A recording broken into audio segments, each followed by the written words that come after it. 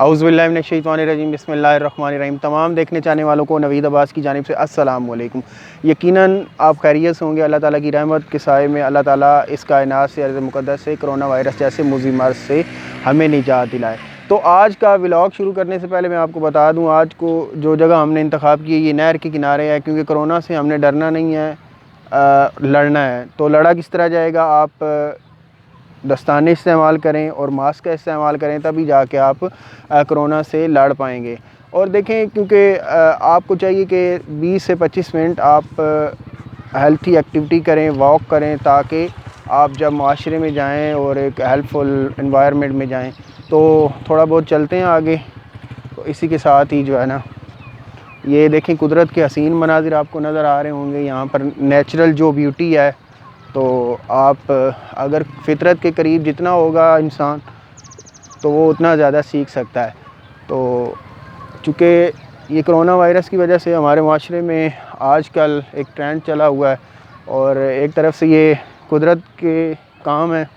یہاں پر آپ دیکھ رہے ہوں گے گرینری ہو گئی ہے، سبزہ نظر آ رہا ہے۔ یہ ہمارے شہر کی ایک مشہور اور معروف جو ہے کرانا ہلز تھی۔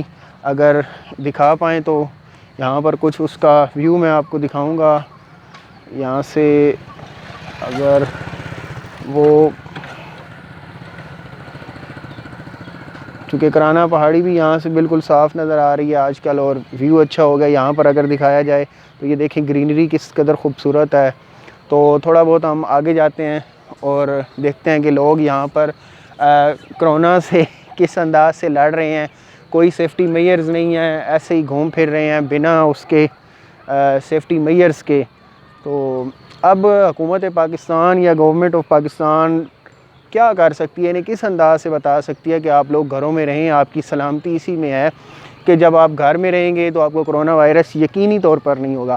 ہاں، اگر گھر سے باہر آپ نے ضروری کام کے لیے نکلنا ہے تو سیفٹی میئرز کا استعمال کریں، مثلاً یہ دستانے استعمال کریں، ماسک کا استعمال کریں۔ ماسک کے لگانے کا طریقہ بھی آپ کو پچھلی ویڈیو میں بتایا تھا، آپ یہ اس طرح لگا سکتے ہیں۔ تو جب تک آپ لوگ حفاظتی اقدام نہیں کریں گے، سینیٹائزر کا یوز نہیں کریں گے، تو پھر اس طرح ہی مسائل ہوں گے۔ اگر یہاں پر دکھایا جائے کس قدر خوبصورت بہتا پانی رواں دواں ہے، پانی جاری ہے، اور یہ فطرت کے حسین مناظر آپ دیکھ رہے ہیں۔ تو اللہ تعالیٰ سے یہی دعا ہے کہ اللہ تعالیٰ اس ارض مقدس پاکستان سے کرونا وائرس جیسے موذی مرض کا جلد از جلد خاتمہ فرمائے۔ تو اب آگے تھوڑا سا چلتے ہیں، مزید آپ کو دکھاتے ہیں کہ یہاں پر لوگ کیسے کس انداز میں جا رہے ہیں، واک کر رہے ہیں، کچھ لوگ بیٹھے ہوئے ہیں بنا حفاظتی اقدام کے۔